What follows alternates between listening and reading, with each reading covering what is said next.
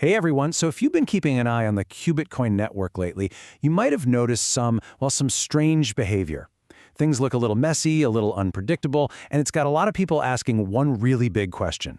Is the whole thing broken? Is the system failing? Is this what a network under serious stress looks like? And you know what? It's a totally fair question, because if you just look at the surface, the data looks chaotic. But today we're going to dive deep and see why what looks like a bug might actually be the system's most important feature right now. All right, so first, let's just lay out what everyone is seeing. Because, look, to anyone who's used to traditional proof-of-work systems, the Bitcoin network looks like it's having a really bad day. So here's the deal. What people are seeing on-chain is this.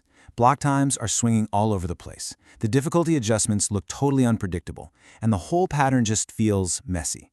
Honestly, in any other crypto system, this would be a code red, a 5-alarm fire. But for Bitcoin, this is something else entirely. And this, right here, is the absolute pivot point of this whole story. This behavior isn't a symptom of failure. According to the developers, it's a signal. It was deliberately anticipated. The network is literally communicating that it's not just healthy, but that it's ready for its next big evolution. Okay, so how on earth can this chaos be a feature? It all comes down to the unique design of Bitcoin's proof of work, or QPOW. Now, proof of work is the engine that keeps a network like this secure. But for Bitcoin, QPOW was built with a huge difference in mind: flexibility. It's designed to handle stress in a way that older, more rigid systems just can't. This really paints the picture, doesn't it? With classic proof of work, the kind of stress we're seeing could cause the whole network to just halt, or even worse, split into competing chains. You need a central team to jump in and coordinate some kind of emergency fix. But with QPOW, it's a totally different story. The system bends, but it doesn't break. The consensus holds strong, and this is the key part. The network adapts all by itself. No central intervention needed. So you might be thinking, okay, but how do we know this is all part of the plan? Well, it's because this instability is actually the final stage of a live on-chain readiness checklist for the next massive upgrade, which is codenamed Superdense. The network is basically stress testing itself right out in the open for everyone to see. First on that checklist, core stability. The big question was, could the consensus mechanism handle these wild swings without just stalling out? The result? The chain has never once halted. The system proved its fundamental resilience. That is a huge green checkmark. Ready. Okay, next up. What about the miners, the actual people running the hardware? Would they get spooked by all this variance and just leave? Not at all. The hash rate has stayed steady. The economic incentives are working just like they're supposed to, and miners are just absorbing the variance without any emergency phone calls or backroom deals. That's another box ticked. The human element is working exactly as designed. This all brings us to this really fascinating concept the developers call the uncomfortable but correct phase. It's exactly what it sounds like, a state that would give a traditional Bitcoin or Ethereum dev nightmares. But here, it's the final required signal.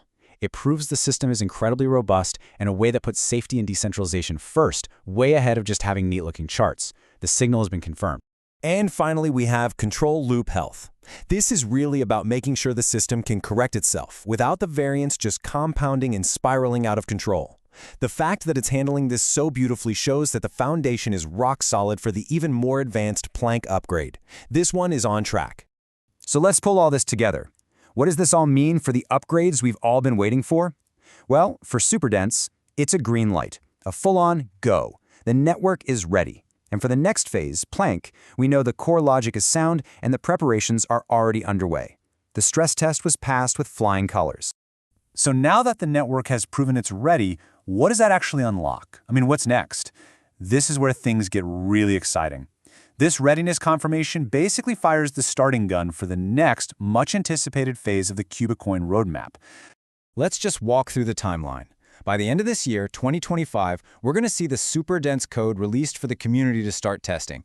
Then things move fast. In the first quarter of 2026, we're getting a new testnet, the super powerful Planck task gets ported to C++, and then it activates on the mainnet. And to make it even more real, the team is projecting this flagship activation to happen right around block height 80,000. So this isn't some vague promise for the future. It's a tangible engineering target that is now officially cleared for takeoff.